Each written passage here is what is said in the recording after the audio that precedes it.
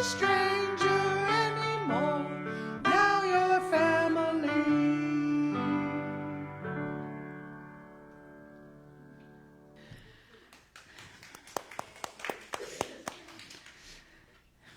As an affirmation for peace in the Middle East, let's breathe into that. As an affirmation for peace in the Middle East, and in solidarity with our Muslim and Jewish brothers and sisters, all of us, people of the book, we greet one another.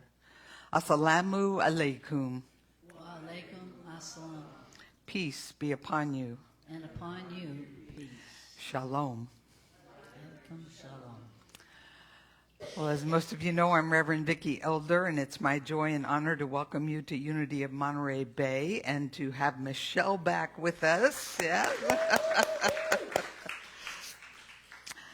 We are a beloved community co-created with love and intention that welcomes all people, all races, ages, cultures, ethnic backgrounds, economic circumstances, nationalities, and religions. Whatever your immigration status, sexual orientation, gender identity, family configuration, and or abilities, whether you're here with us in person or joining us virtually, we know that love knows no boundaries. We are one in spirit. As a purpose-driven church, Unity of Monterey Bay is an inclusive spiritual community committed to co-creating an environmentally sustainable, spiritually fulfilling, socially just, and compassionate human presence on this planet. We celebrate our oneness and honor the God of each of our understanding, affirming the innate good and divine essence within each and every individual. Would you please join me in our statement of faith? There is only one presence and one power in the universe, God the good, expressing as infinite God beyond us, intimate God beside us, inner God being us, divine love in action. And as we allow this knowing to deepen within our souls and serve to awaken us into enlightenment for the benefit of all living beings, we join in holding a high watch for our nation through this election season and for the world with this prayer for peace. I offer you peace. I offer you love. I offer you friendship. I see your beauty. I hear your need. I feel your feelings. My wisdom flows from the one source. And I bow to that source in you. Let us work together for unity and love. Let us work together for unity and love. And now, breathing into this wonderful fall day, will you join me in affirming, thank you, God, for this most amazing day. Miracle follows miracle, and wonders never cease. And now we're at that time of our service where we celebrate our children, those in our spiritual community, those in our families, those in the larger community, all the children in the world. Let us especially hold children that are in war zones in our world this morning. We hold them in our hearts and we see them protected and resilient, creative and evolving, joyous and loved as we join in our heartfelt blessing. We love you, we bless you, we appreciate you just the way you are. This bright light of mine, I'm gonna let it shine. This bright light of mine, I'm gonna let it shine. This bright light of mine, I'm gonna let it shine. Let it shine, let it shine, let it shine.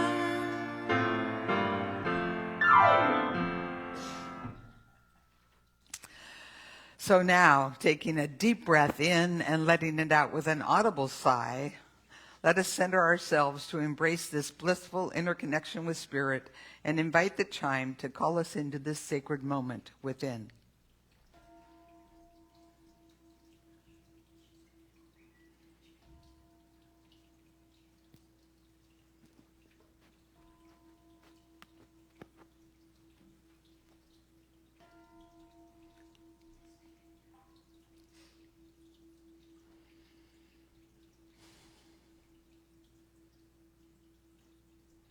We ring the chime 4 times to call in the 4 directions and remind us of our interconnection with all of creation and with the sacred circle of life. As we feel it resonate through our very beings, we follow its call into this now present moment within.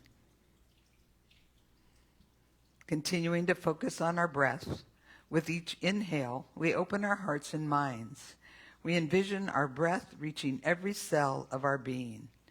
And with each exhale, we see all barriers and obstacles dissolving into this divine flow. Again, as we inhale, we expand the spaciousness within us. We move beyond the limitations and boundaries of our bodies.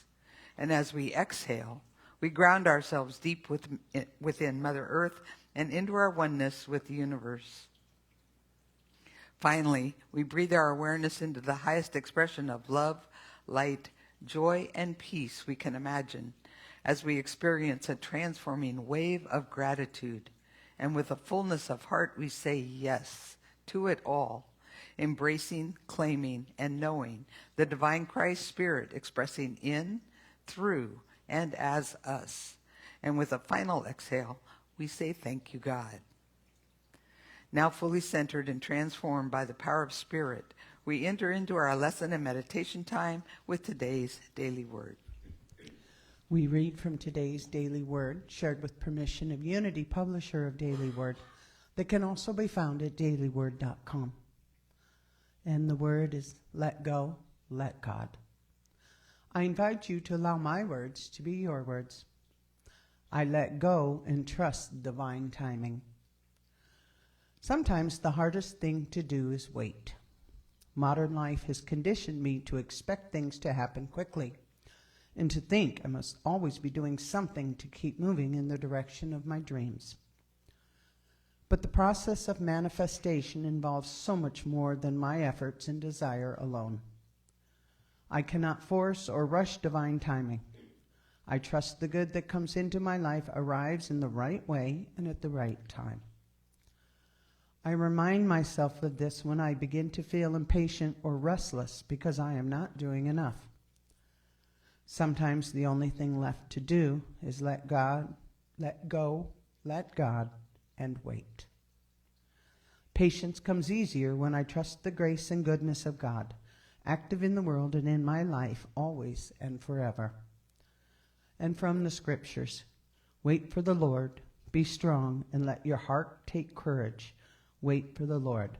Psalm chapter 27, verse 14.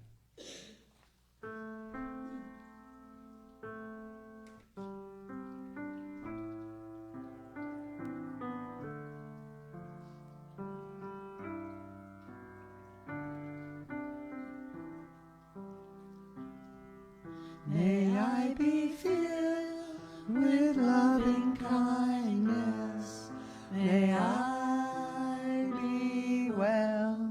May I be peaceful and at ease. And may I be happy. May you be filled with loving kindness. May you be well. May you be peaceful and at ease. And may you be happy. May we be filled with loving kindness. May we be well. May we be peaceful and at ease. And may we be happy.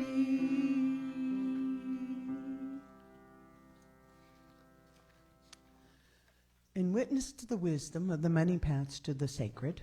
We read from 3 sacred traditions on this morning's topic, breath of life, breath of love. From Islam, when I have completed shaping him and have breathed into him of my spirit, then fall you down before him in prostration. From Judaism, the Spirit of God has made me, and the breath of the Almighty gives me life. And from Christianity, Jesus said to them again, "Peace be with you. As the Father has sent me, even so I am sending you." And when he said this, he breathed on them and said to them, "Receive the Holy Spirit." John chapter 20, verses 21 and 22.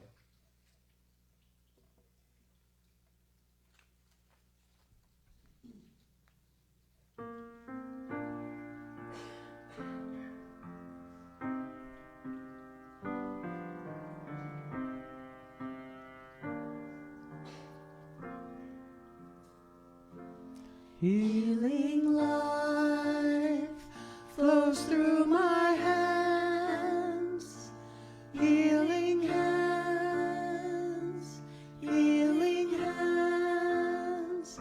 I am an instrument. God is the power in these healing.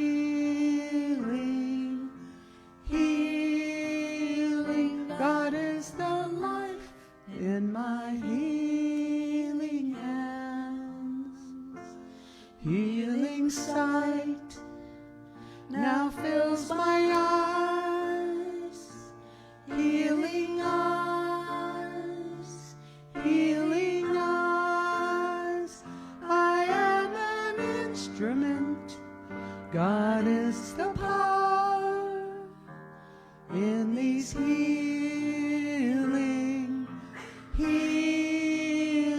God is the sight in my healing eyes.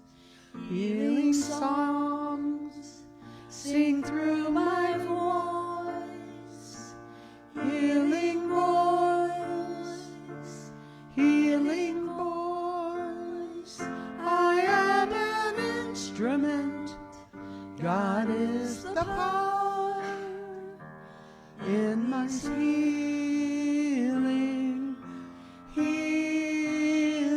God is the songs in my healing voice. Healing joy shines through my smile. Healing smile, healing smile. I am an instrument. God is the power in my healing. God is the joy in my healing smile. Healing love flows through my heart. Healing heart, healing heart. I am an instrument. God is the power in these healing. God is the love in my healing heart. Healing life flows through my hands. Healing hands, healing hands. I am an instrument. God is the power in these healing. God is the life in my healing hands. Healing hands.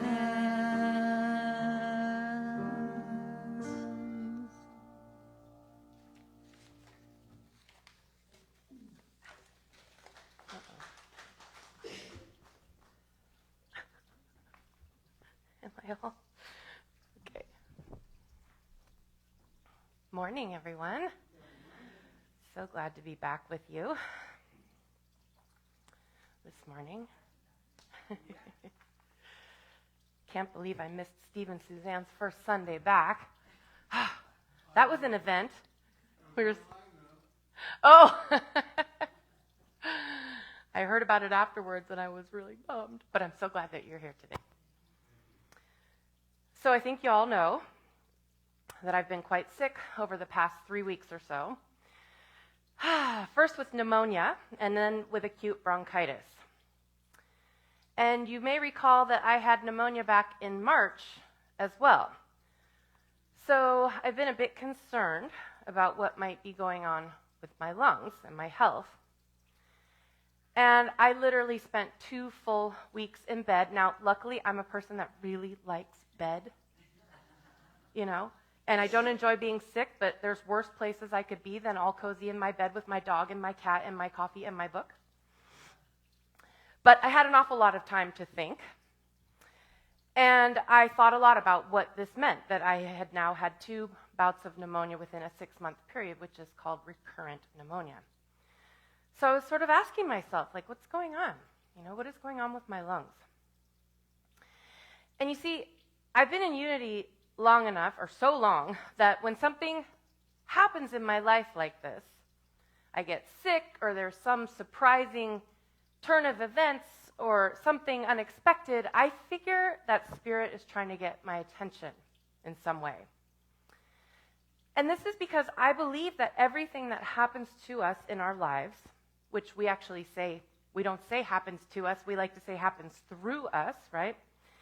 I believe that everything has a spiritual meaning to it. Or that we can at least derive a spiritual meaning from it. Every experience that we have has the capacity to help us grow and learn and expand if we allow it to. So as I spent those 2 weeks in bed, mostly reading, watching my Mexican telenovela, very entertaining, and thinking about things, I wondered what there was to learn from this experience of being sick with pneumonia twice in such a short period of time. And I asked myself, was Spirit trying to get my attention? What was I supposed to be learning? Now, as we know, Unity teaches that our consciousness creates our reality, right? Or put another way, what we hold in our consciousness, our thoughts, our feelings, and our beliefs, has a profound effect on how we experience our lives. Okay? Our mind is like the filter through which we experience life, reality. So this means that when the body is sick, we may, don't have to, but we may want to consider whether there may be an issue or a problem within our consciousness that is causing us to be sick. Now, I think it's really important not to go too far with this idea and say, well, you have pneumonia, what's in your consciousness that's causing this, right? I always try to remind us of that. We call that spiritual malpractice. It's when we take the principles and we use them to shame people or blame them or hit them over the head with, right? We are spiritual beings, yes, but we are having a human experience. We are in human bodies, and human bodies get sick. They do. It's part of being human. But if we should choose to, we can use our experience of sickness or disease in the body to get information, right? To learn more about what might be going on in our consciousness, in our belief system. Not to blame ourselves, but only to learn and grow. Okay, that's why it has to come from us. We don't want to do that to other people. That's our prerogative, whether, we want to use our illness to learn and grow from or not. We don't want to be telling other people that they should do that. That's totally their thing. Our bodies are very sensitive, and they're actually learning now that they have their own intelligence, right? And as part of our being, all of this, our bodies want to support us in our growth and our learning. They're part of us, right? So they can sometimes give us information about what's going on in our consciousness.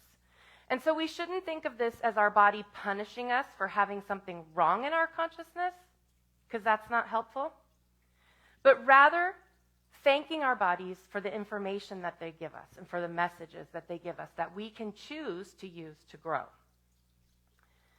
And I've been in Unity so long that this is pretty much a natural process for me now. So when I got sick with pneumonia the second time, I started to think about this. Okay, the lungs, the breath, what is this about? What does it mean to have an illness of the lungs? And it seemed sort of interesting to me that I should develop a sickness of the lungs and the breath because I spend an awful lot of time thinking about the breath. You know, in my meditation practice, I spend a lot of time focusing on the breath, using the breath as an anchor to calm my mind and to stay focused. And also, for at least 2 years now, I think, I've become very interested in breath work. And I practice some sort of breath work, even if it's just taking some deep breaths, pretty much every day. And if you recall, I don't remember when it was. If it was earlier this year or last year, I can't remember. It's all blending together.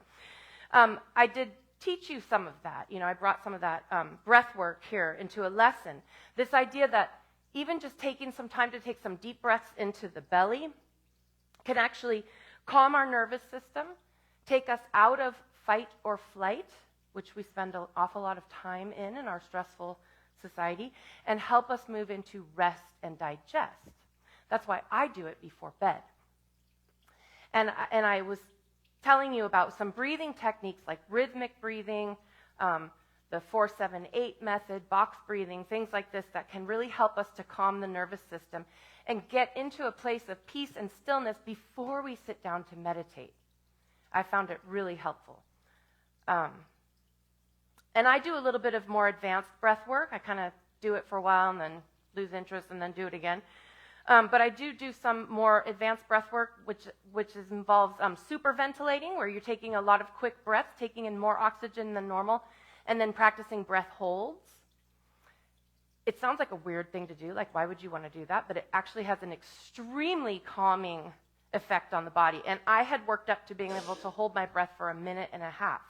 Can't do that now. But and these are great exercises that they strengthen our lungs, right? They strengthen our lung capacity and our ability to tolerate carbon dioxide. So it seems sort of strange to me. I do all this stuff to care for my lungs. Why was I getting sick in that area? So I had plenty of time in bed to look on my phone. And I found that according to traditional Chinese medicine, the lungs are the organ that is most connected to the emotion of grief. So all day long, our lungs are breathing in air and then letting it go, right? And it's possible that if we don't process and then let go of our grief, that it can become congested in the lung area and cause respiratory illness. So I thought about that. You know, I said, does that fit me? And I said, am I grieving something? Is there something that I'm not paying attention to or something that I've sort of glossed over that needs some tending to? And, you know, when we think of grief, we usually think right away of death. But there are many other kinds of grief as well, right? In fact, we experience a grief every time we go through a big life change, even if the change is a positive one, okay? Because whenever we change something or transition into something new, there's a loss of the old, right? Even if it's for the good. And so we can have grief around things like a change of jobs, a change in relationships or friendships, even moving house, changing house, or any other kind of change. There's also grief when we move into a new phase of life. So, for example, from childhood to adolescence, adolescence to adulthood, childbearing years into our golden years. So I thought about that and all of these different types of grief. And I thought about how, you know, a few months back, I lost my 19-year-old kitty, Zoe. And I thought maybe I need to do some work there. You know, we had a little funeral for her and I cried and everything. But then after that, life just went back to normal. You know, and I kind of didn't forget about her, but it's just life just keeps moving on. This thing's driving me nuts. Life just keeps moving on, and there's sometimes we forget that our grief needs more tending, right? And I thought, the loss of a companion of 19 years maybe deserves more than a couple days of grieving, right? So I made a note to myself to take some time and tend to the grief around my kitty Zoe. Maybe getting out some pictures of her, crying if I feel like it. There's even some meditations that I found around pet loss that help you connect with the pet. And even finishing the grave marker that we bought from Michael's and never made, So there's some work to do there. If we don't take time out of our busy lives to tend to our grief, no matter what it's around, what happens is our grief piles on top of itself, right? Every time there's a loss, it becomes cumulative. And then we can have a relatively small loss, and all of a sudden, boom, it hits us, and we're like, whoa. Something that you consider small, and yet you're hit with this wave of grief, and it's because there is a sort of backlog of grief that hasn't been tended to. And of course, according to Chinese medicine, this could make you sick in the lungs or respiratory area. And then as I was thinking about the whole life change thing, I thought, I'm actually experiencing a rather big life change of my own right now, going from the childbearing years into menopause. And I said, this isn't something that's shameful. It's not like, oh, don't say menopause from the pulpit. That's silly. That's silly, right? I mean, more than half of the population goes through it, and men have their own version of it, right? And there's a reason that the ancients had rites and rituals around these changes of life, okay? Because taking the time to have a ritual and acknowledge both the grief and the beauty of these life changes, it helps us to process them. We've lost a lot of that, right? It's important to take time to grieve the loss of the childbearing years, even as we welcome in a new phase of life with all of its freedoms and joys. And so we need to take time to process our grief, because if we don't, the body may become sick with it. But how do we grieve that? Because we're not really taught to grieve in our culture. And our culture doesn't really support us. So here's what happens in our culture. Someone loses a loved one, and there's an outpouring of support and love in the first few days, and then it's like, okay, get back to life now. You know what I'm saying? Like, hope he's not listening. My husband actually almost sort of brags about how he and his mom went back to work the next day after his father died. That's that Mexican work ethic, right? And that's fine, but we need to take the time to grieve things, and our culture doesn't often support us. So one of the reasons I created our annual Day of the Dead ceremony here at our church is to give us all an opportunity that is literally time set aside, dedicated to grieving, both individually and collectively. Collective grieving is powerful because we all experience loss and we all experience grief. And when we do it together, like we do on Day of the Dead, we're able to bear the burden of that loss together and support one another in doing that work of grieving, holding space for one another to allow that grieving to happen. So as we are very quickly moving into the fall season, much to my chagrin.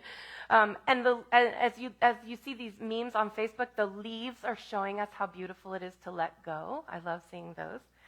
And as we prepare for our October theme that I will be working up for you all on death and dying, which culminates in our Day of the Dead ceremony, I'm inviting you now to take some time, over the next couple of weeks, to consider whether you may have any unresolved or unprocessed grief that needs tending to.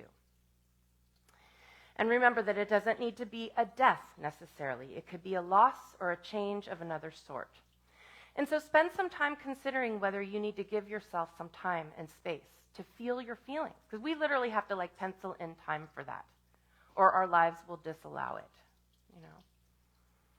And as our own congregation ages, and the vast majority of you are between 10 and 30 years older than me, I know that many of you are experiencing loss in the form of dealing with age-related health changes, right?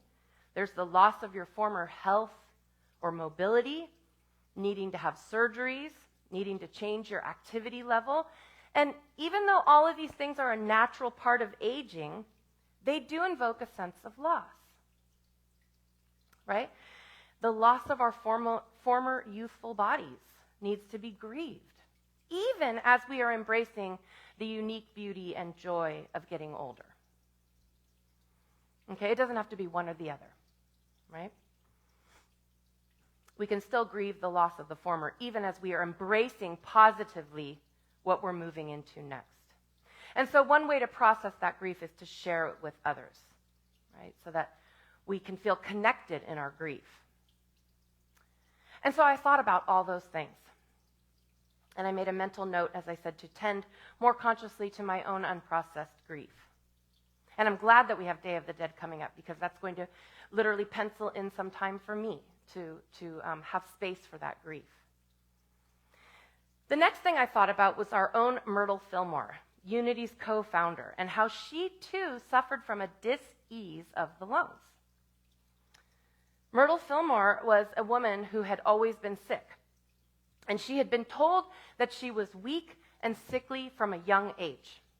And indeed, she suffered from tuberculosis. But she and her husband, Charles Fillmore, were very interested in spiritual matters. And Charles, in particular, had spent a lot of time learning about different religions, such as Buddhism, Brahmanism, Theosophy, Rosicrucianism, and Christianity. And together, the Fillmores were on a search for the capital T truth that they believed could be found in many different religions and traditions, but that had to be discovered by oneself and for oneself. That's what they were searching for. And so in 1886, with Myrtle sicker than ever and having tried a plethora of different medicines and medical remedies, the Fillmores attended a lecture by Dr. E.B. Weeks, who had come to Kansas City to deliver a series of talks on what was then being called New Thought, Christian Science, and Divine Science. And at that lecture, Myrtle heard the words that would change her consciousness and thereby change her life. I am a child of God, and therefore I do not inherit sickness.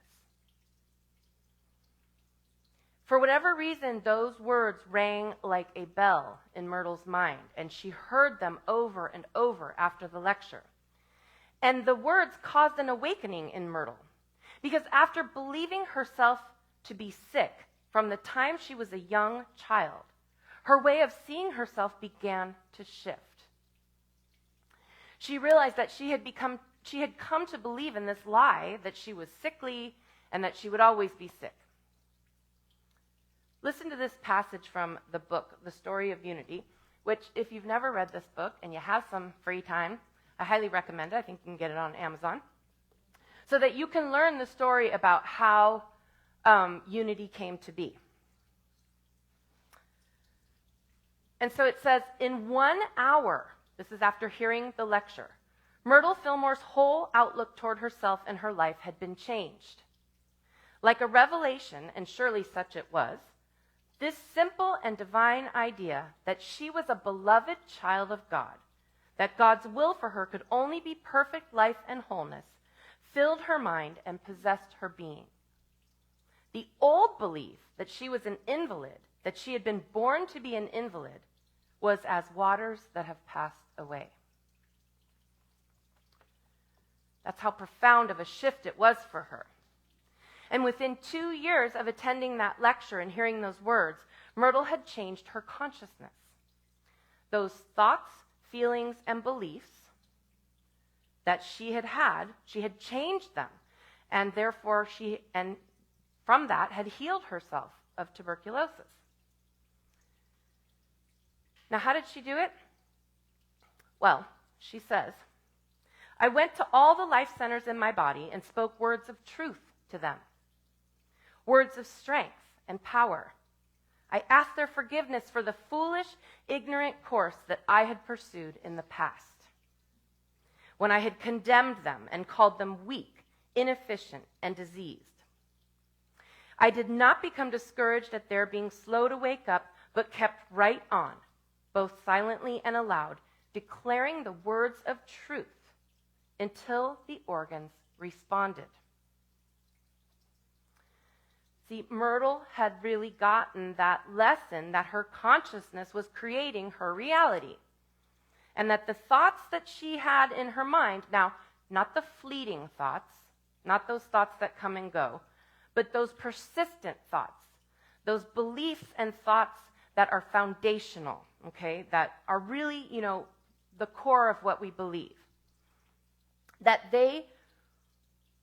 those beliefs about herself and about her body, being sick, that she was holding on to, they were creating a reality that she didn't want. Okay, and so she exchanged them for words of affirmation, words of truth, and her body responded. Now, around the time that I was thinking about Myrtle Fillmore and how she healed her own lungs, I was also searching for meditations about lungs. What do you know? There's a lot of meditations about lungs. And a meditation caught my attention that was led by a man named Brooks Palmer. Now, I didn't know it at the time, but as I Google everything, afterwards I had to look him up and find out about him. I found out that Brooks Palmer is a motivational speaker and teacher. He teaches a process of decluttering. And he has a unique insight into the lungs and the breath, and that is because he lost his lungs. He lost his breath. They were diseased and no longer working, and he couldn't breathe. But then he was given the gift of a double lung transplant. And he never saw his lungs or breathing in the same way again. And so Palmer explained in this meditation that we don't think very much about our lungs, or really any other organ for that matter. We don't think about them until something is wrong with them. Then all of a sudden it's like, oh, my heart, oh, my lungs, right? We just take our organs for granted. We just assume that they will be healthy and doing their jobs for us each and every day. But because he lost that ability to breathe, and then having received the amazing gift of a double lung transplant, he no longer takes his lungs for granted. He has learned that lesson, and he has realized how important our lungs are. Obviously, we can't live without them, right? But he now takes the time to notice how they work so hard every single day to allow us to breathe. And so I was listening to that meditation, and then he said something extraordinary, revolutionary, radical. He said, "Your lungs love you. Your lungs love you." And I went, whoa. I was really struck by that. I had never thought of it that way before, but it resonated as true. When I heard it, I went, yeah. He said, they must love you. They are working so hard every day, every moment of your life to keep you oxygenated and to keep you alive. Your lungs love you. And then he went on to say, not only do our lungs love us, but our heart loves us too. Because our heart is also working every day pumping blood to get that oxygen to all parts of our body. When we're sleeping, when we're doing things, when we're not even thinking about it, our heart and our lungs are working their little organ selves off, trying to keep us healthy. And he said, our organs, our lungs, benefit when we return some of that love to them. And so in the meditation, he asked us to put our hands on our chest and to just feel that breath and to send love to our own lungs, to give them appreciation, to talk to them, to let them know that we love them, to speak words of love and affirmation to our lungs, and that they would respond and benefit from them. Now, does this sound familiar? Right away, I thought about Myrtle Fillmore. That's essentially what she did, right? She spoke words of truth and healing and health and vitality. Same thing as love, right? To speak words of truth and affirmation to someone or something is an act of love. So essentially, that's what she was doing, telling her lungs that she was sorry she had believed in their sickness, telling them that they were actually healthy and filled with life and vitality. What she was doing was she was returning some of that love to her lungs. And so our lungs love us. This was a new concept for me.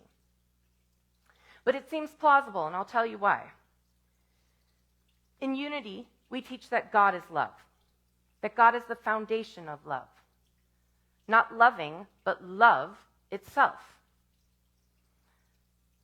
That one love that is the energy and the power flowing through the universe and through all of creation.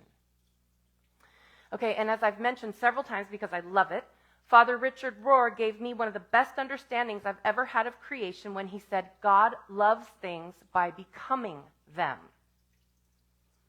Okay, God loves things by becoming them. So when creation happened, the Big Bang or whatever it was, whenever it was, God, that one power and one presence of love that pervades everything, poured itself out into creation through an act of love.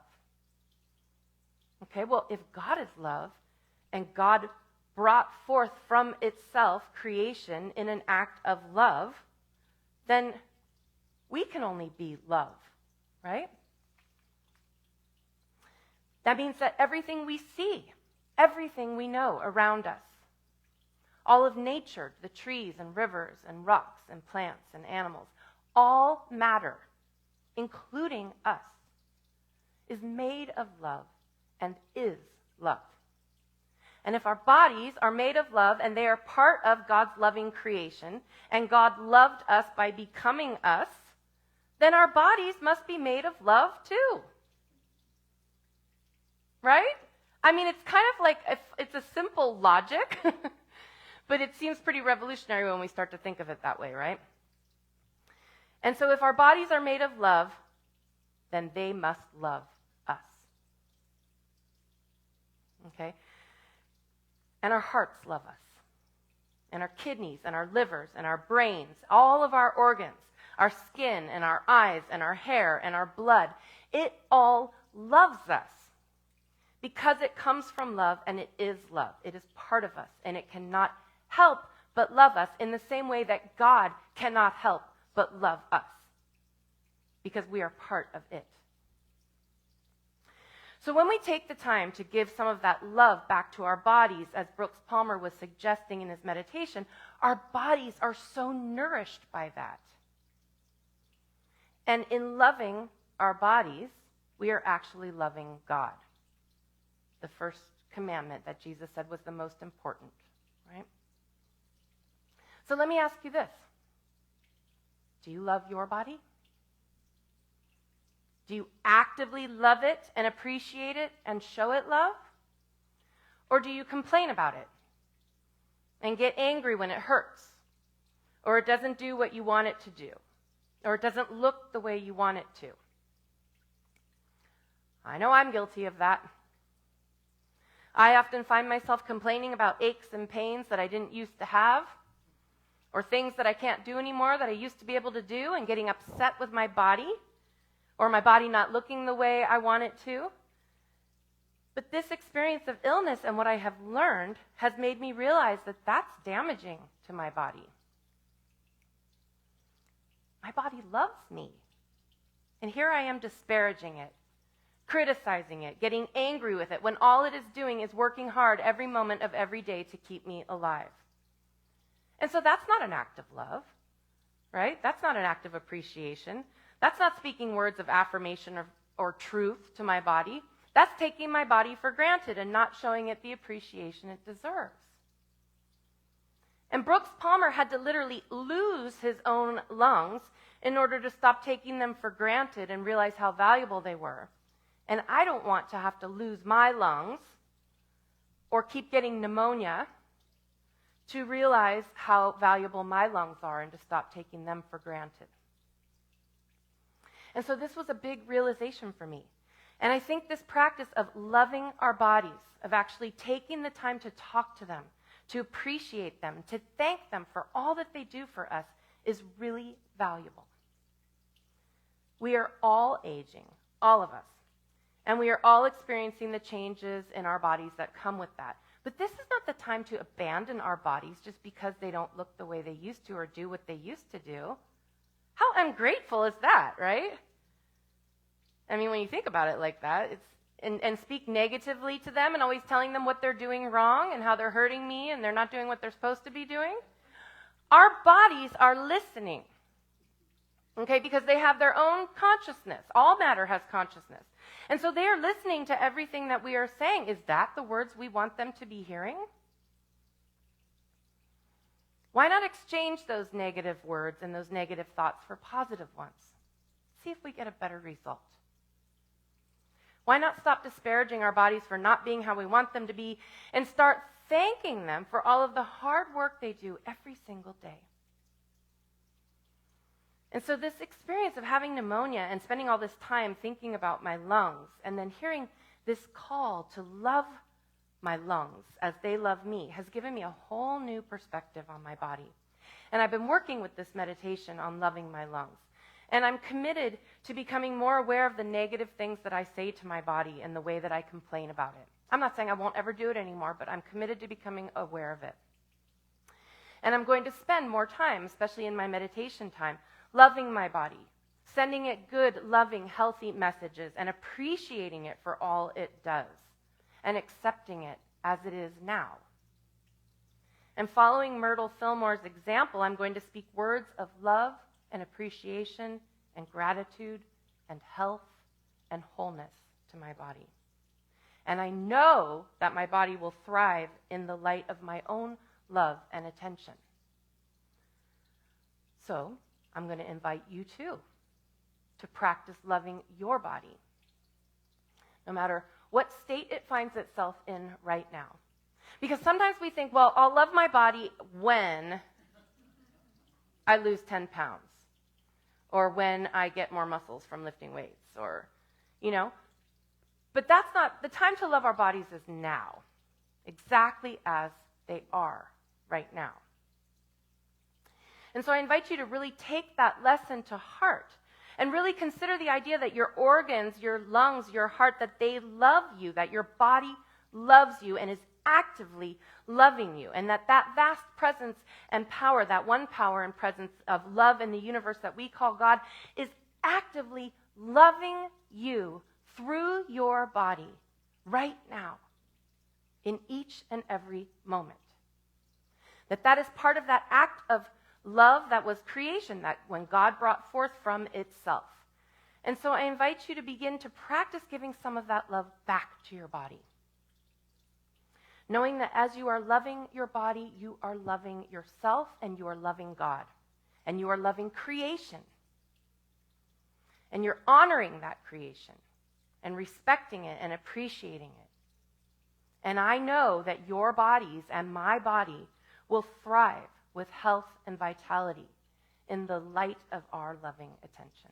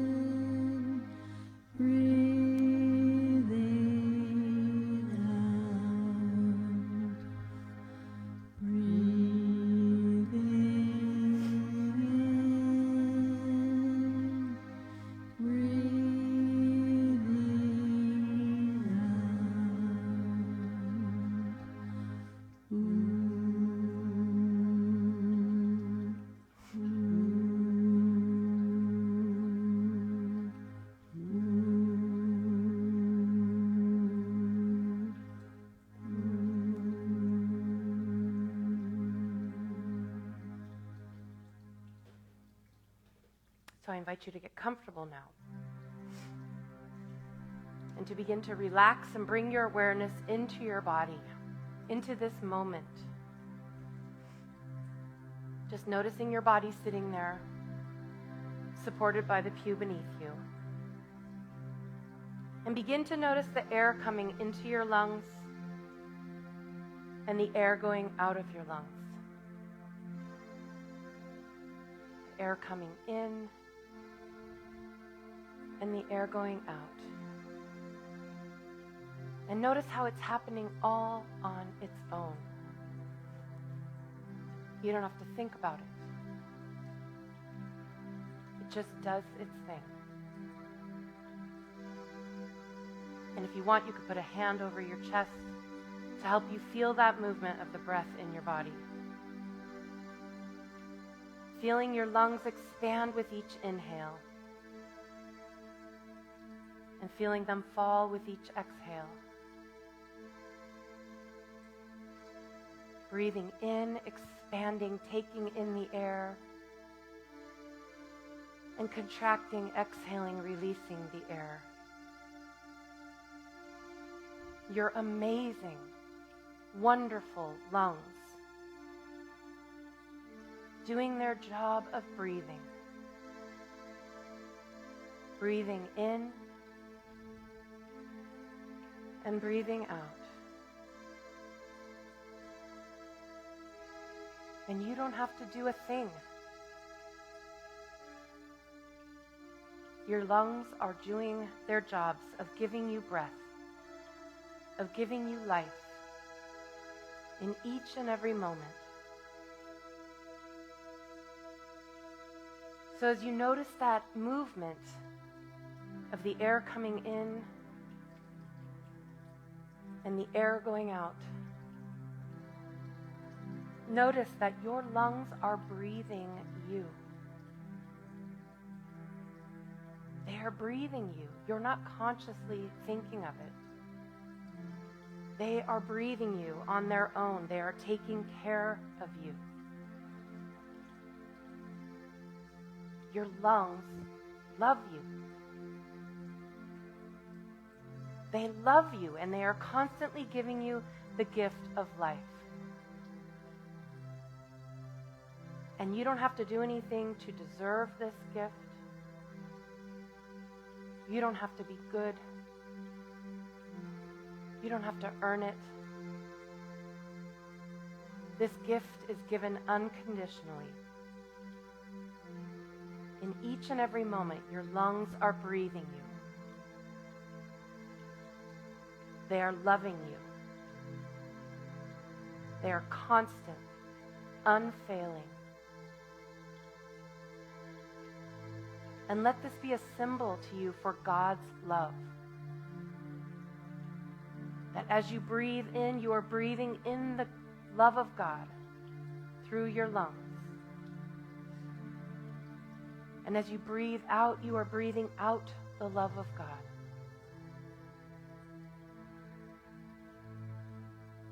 And if you want, you can place a hand on your heart now. Your beautiful, wonderful heart that is working with your lungs, constantly pumping blood to bring oxygen to every part of your body. Feel that constant, unfailing beat of your heart. That constant, unfailing love of God. The lungs breathing, the heart beating. God is loving you through your body. Feel that love of God with each breath,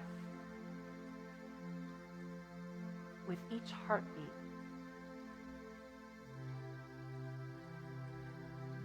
Each breath and each heartbeat is a message of love to you from your body, that you are loved.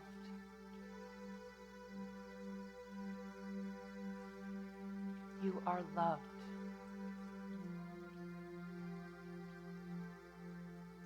And now begin to return that love to your own lungs, to your own heart, to your own body.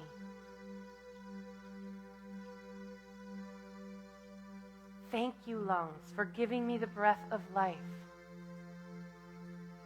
Thank you, heart, for giving me the blood of life. Thank you for loving me with each and every breath, with each and every heartbeat.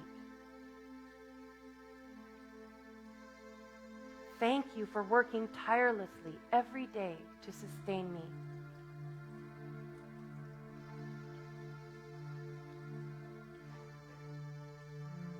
So just notice that breath come in and that breath go out. Your lungs loving you, you loving your lungs. Your heart loving you, you loving your own human heart.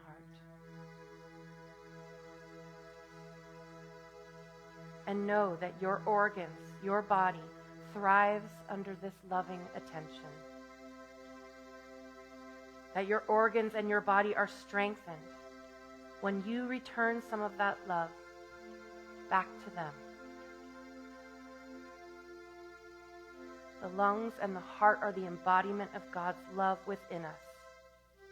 And the breath that they give us is sacred. That breath of life, that breath of love. The Holy Spirit moving through you with each breath, with each heartbeat. And so I invite you to rest for just a moment in that place of appreciation and gratitude and love for your own body. In the silence.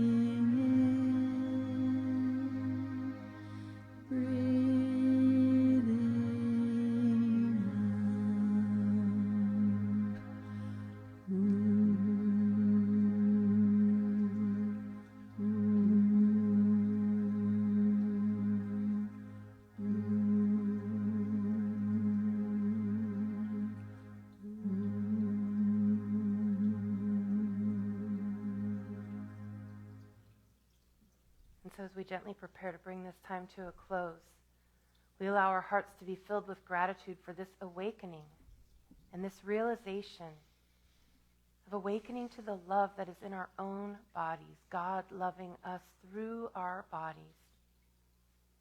We are so grateful for this teaching, for this awareness, and the ways that we know it will heal us is healing us even now. And so we say thank you, thank you, thank you. And so it is. Amen.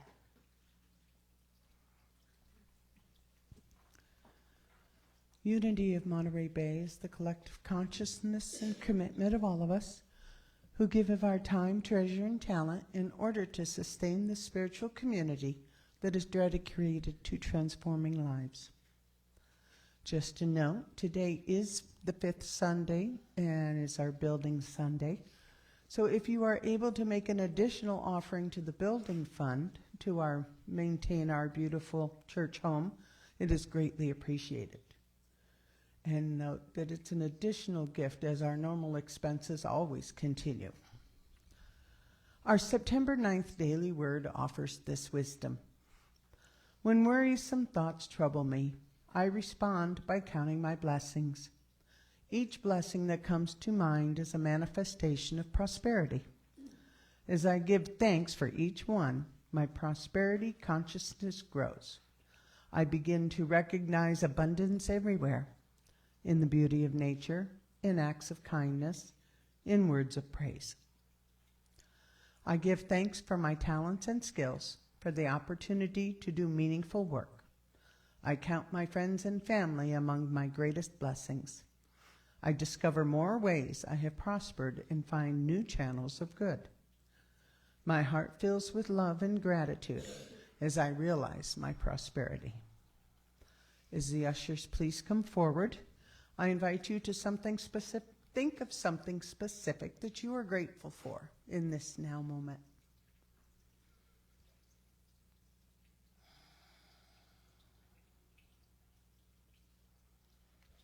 And now, with our hearts and minds overflowing with gratitude, we breathe into the divine flow of God's good, trusting that we are enough, and that we have enough, and that there always is enough to both have and to share.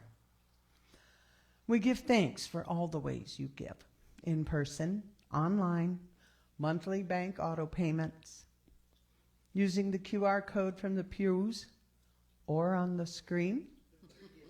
It will be. Hold that thought. Ooh. Focus and click. There we go. Thank you. Oh. Or your credit card in the sacred grounds. And we ask that everyone join in faith and gratitude as we pass the offering baskets this morning, by holding and blessing that basket as it passes to you. And now, please join me in our offertory blessing. I am an open channel for God's infinite good. Divine love flowing through me blesses and multiplies everything I give and everything I receive. I am both blessed and a blessing. Thank you, God.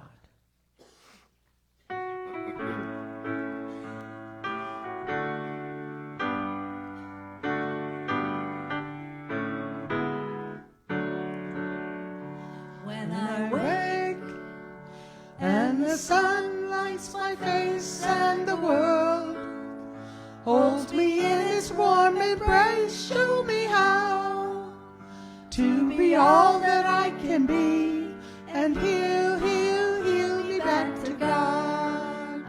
Oh, heal, oh, heal, oh, heal me back to God.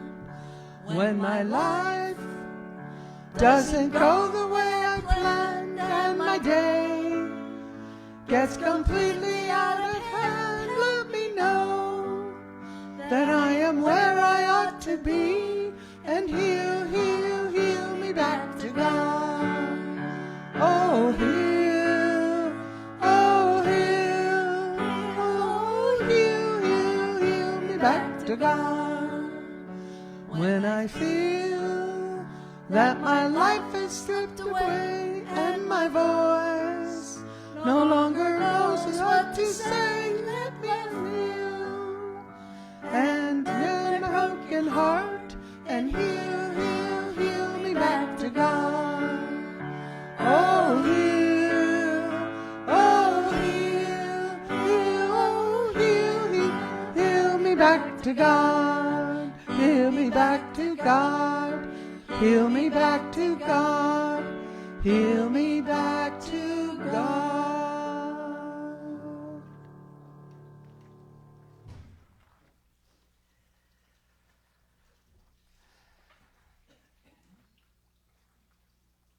So it is with great joy that we bless and give thanks for these gifts and offerings that demonstrate our collective commitment to the spiritual work of love and transformation in our lives and in our world. And we dedicate this offering, our lives, and this ministry to more fully expressing the Christ light that is the truth of our being, and inviting all people to know God's love. Finally, knowing that one with God all things are possible, we affirm together that the good is now, the rest is blessed, and the best is yet to be in our lifetime, gently. For our awesome music today, we want to thank Holly Sylvester, Betsy Rose, Carol Johnson, Karen Drucker, and Armand and Angelina. And of course, our awesome music team, led beautifully today by Sue and Robin and Marianne. Right? John's not here today. Okay. For announcements, check your e-blast. There's no slide for this, but summer dinners. There's still another one coming up. October 12th. There's still openings, so you can sign up for that in the Sacred Grounds. Church of the Wild is happening today. We'll meet at 2 o'clock up at Via Paraiso, so I'm looking forward to that. You are all cordially invited. Our banquet this Friday. My gosh. I'm so glad I'm better. If I had to miss that, I'd be really upset. Got to get my annual Macarena in. It's the only time I do the Macarena. And neither one of us have to. Oh, yes, because this coming Sunday, 1 week from today, we're having a guest speaker, which is always awesome. Is there something about that? Oh, okay. Are they supposed to sign up? Sign up for the workshop? So not only will he be speaking during the service, but he will be having a workshop afterwards. And potluck lunch. So bring something to share. Okay, so we're happy about that. Back to the banquet.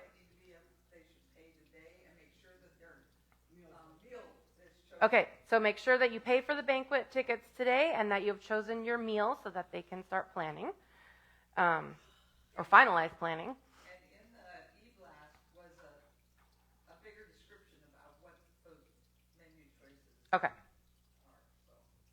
So if you have any questions, see the e-blast or ask one of us. And Sue, are you going to say something about the COPA housing action? Oh, I don't have that on here. I added that. Okay. But I did that on the 5th. On the 5th? Saturday the 5th. So we've been involved with getting affordable housing built in our community, and the Monterey Unified School District is putting a bond on the ballot November 5th, $340 million bond. It is largely for modernization and renovation, but 16% of the money is going towards building affordable housing on the school property that they have. It will be 60 to 80 units of mixed living. And the superintendent rest assured us that this current school board is highly motivated. Even the bond is put on the ballot so that this affordable housing money can get through. And that he envisions it being built within the next 5 years because it has to go through process and stuff. But they have the money, they have water. They'll have the money with this bond. They have water, they have electricity, they have property, and the city now has streamlined the process for religious institutions to build on their property. So there's an opportunity, so vote if you're so inclined. But next Saturday is a precinct walk. Now, I've never done, it's not door knocking, it's hanging door hangers on the doorknobs, okay? So you don't have to talk to people, but one of the ways they want to get the word out is by hanging door hangers. Now, I'm going to do it, Jan's going to do it, Marianne's going to do it, if anybody, Christine's going to do it. All right, Cindy's going to do it. All right. No. Anybody else? Debbie? We could, if you want, we could meet here at the church at 10:30 and walk down. The meeting is at 11 o'clock at Colton Hall. We'll be given instructions how to use an app You get certain houses, when you hang it, you just push a button that you've done it so nobody repeats it. How about we walk for a couple hours on Saturday, or you can walk on your own time. If you can't do it on Saturday, you can do it Sunday. You'll have the app and what houses they're asking you to approach. All right, so you can get your steps in. We can have some fun.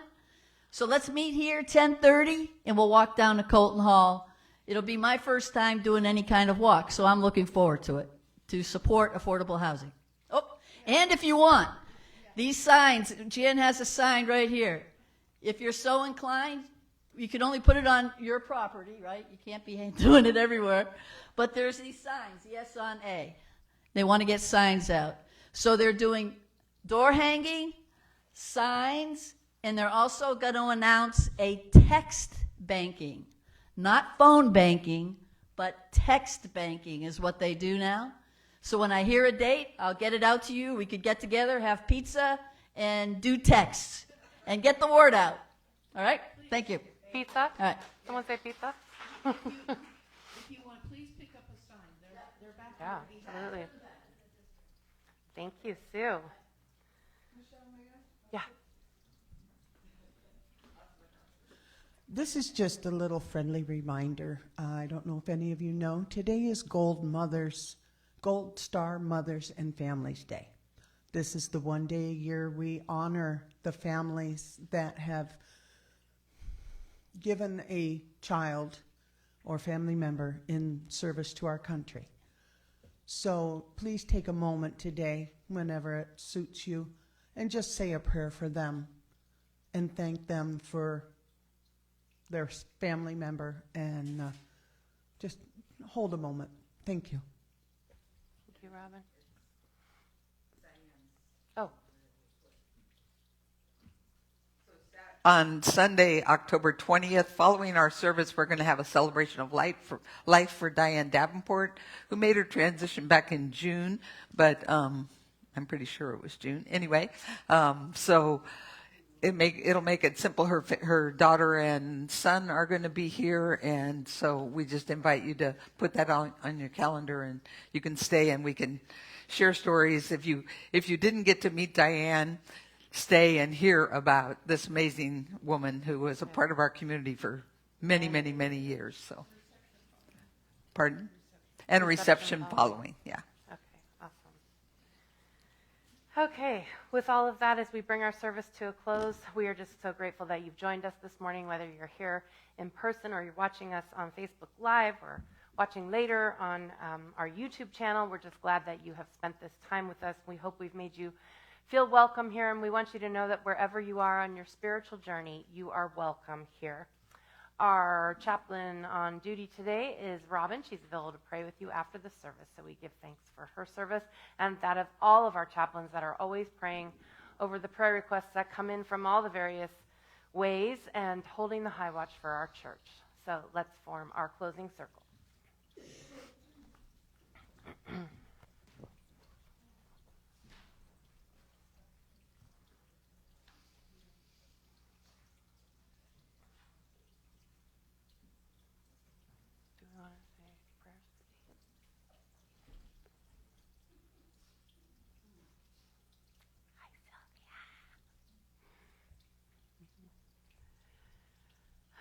So some of you may have heard that our own James Bogan has been in the hospital, but he is back home now and is making a recovery.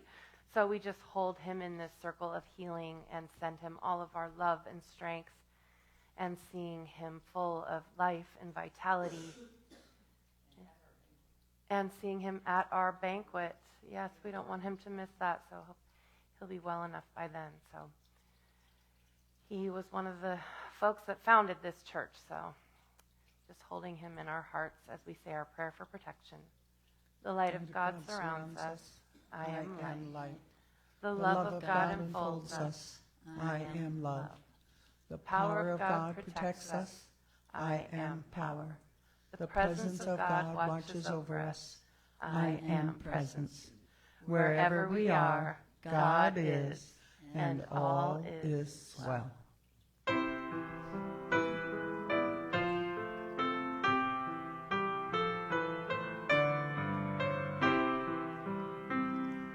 Let there be peace on earth, and let it begin with me. Let there be peace on earth, a peace that was meant to be. With God as creator, family all are we. Let us walk with each other in perfect harmony. Let peace begin with me. Let this be the moment now. With every step I take, let this be my joyous smile. To take each moment and live each moment in peace eternally. Let there be peace on earth, and let it begin with me.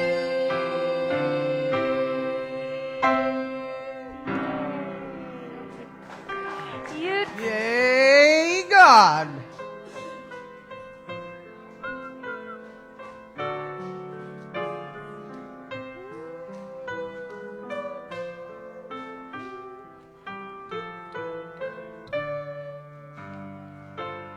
Hi, darling.